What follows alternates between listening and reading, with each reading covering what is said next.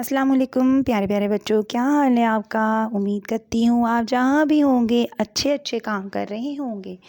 आज की हमारी कहानी का नाम है आईना। तो चलिए सुनते हैं कहानी। पुराने ज़माने की बात है। किसी गांव में एक चरवाहा अपनी बीवी के साथ एक झोंपड़ी में रहता था। उसकी शक्ल और सूरत अपने अब्बू से बहुत मिलती थी। जब उसके माँ बाप का इंतकाल हो गया तो घर और रेवड़ की देखभाल उसकी ज़िम्मेदारी हो गई और वो ये ज़िम्मेदारी बहुत अच्छे तरीके से निभा रहा था। वो दोपहर के वक्त अपने रेवड़ को किसी बड़े दरख्त के साए में ले आता ताकि कुछ देर वो सस्ता ले और उसकी बकरियां आराम कर लें। वो हमेशा असर के बाद रेवड़ को हाँकता हुआ गाँव की तरफ चल पड़ता।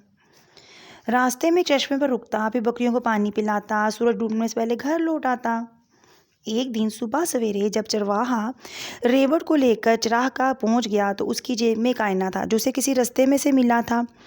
वो समझता था कि टीन के इस फ्रेम में बंद नज़र आने वाली चीज़ उसकी बाप की रूह है जो बेटी की मोहब्बत से मजबूर होकर वापस लौट आई है। उससे यकीन था अब किसी भी मुश्किल में बाप की रूह उसकी मदद करेगी। आज के दिन रेवड़ की तरफ उसकी तवज्जो बहुत कम रही। वो बार बार आईने को कोट की जेब से निकालता और अपने बाप की रूह को मोहब्बत भरी नज़रों से देखता और फिर अपने बाप की रूह को मुखातब भी करता, बाबा जी बाबा जी। रूह के होंठ हिले मगर चरवाहे को अपनी ही आवाज़ सुनाई देती। उसने सोचा शायद रूहों की हरकत नज़र आती हैं, आवाज़ सुनाई नहीं देती। उधर चरवाहा जो शाम को घर अपने पहुंचा तो उसने अपने रेवड़ को बांधा और झोंपड़ी के अंदर दाखिल हुआ और आईने को कोने में पड़े संदूक में छुपा दिया। वो ये राज अपनी बीवी पर जाहिर नहीं करना चाहता था। उसे डर था अगर किसी को पता चल जाएगा तो उसकी बाप की रूह से रूठ जाएगी और चली जाएगी। रात को सोने से पहले उसने संदूक को कई बार खोल कर देखा और अपनी तसल्ली की कि उसकी बाप की रूह उसी में मौजूद है।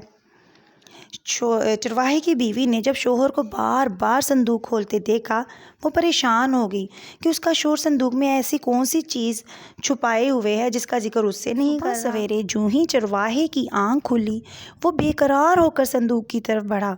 संदूक खोल कर देखा तो मुतमईन हो गया कि उसके बाप की रूह संदूक में ही मौजूद है। चरवाहे की बीवी अपने शोहर की अजीबोगरीब हरकत देखकर हैरान थी।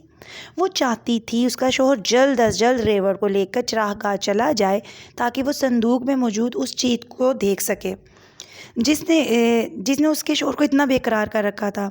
उसका शोहर जो ही घर से निकला वो संदूक की तरफ लपकी। संदूक में नई चीज़ वो आईना ही पड़ा था।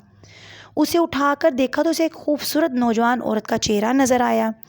वो गुस्से से तिलमिला उठी। उसे कभी ख्याल भी ना आया था कि उसका शोहर बेवफा हो सकता है और किसी गैर औरत को संदूक में बंद करके रख सकता है। उसकी आंखों से बेख्तियार आंसू बहने लगे। वो बार बार इस औरत को देखती और रोने लग जाती। शाम के वक्त चरवाहा घर पहुंचा तो संदूक की तरफ बढ़ा और आईना निकाल कर देखने लगा। उसकी बीवी ने जब ये मंजर देखा तो उसे बहुत गुस्सा आया। उसने शोहर के हाथ से आईना छीना और ज़मीन पर दे मारा। आईने के कई टुकड़े हो गए। मियाँ बीवी चीख चीख कर एक दूसरे को बुरा भला कहने लगे। पड़ोसियों ने मियाँ बीवी की चीखें सुनी तो वजह मालूम करने उनके घर पहुंचे। उन पड़ोसियों में से एक शख्स को आईने की हकीकत उसने उन्हें बताया कि इसे आईना कहते हैं और जो कोई इसके सामने आता है ये उसी की शक्ल दिखाता है।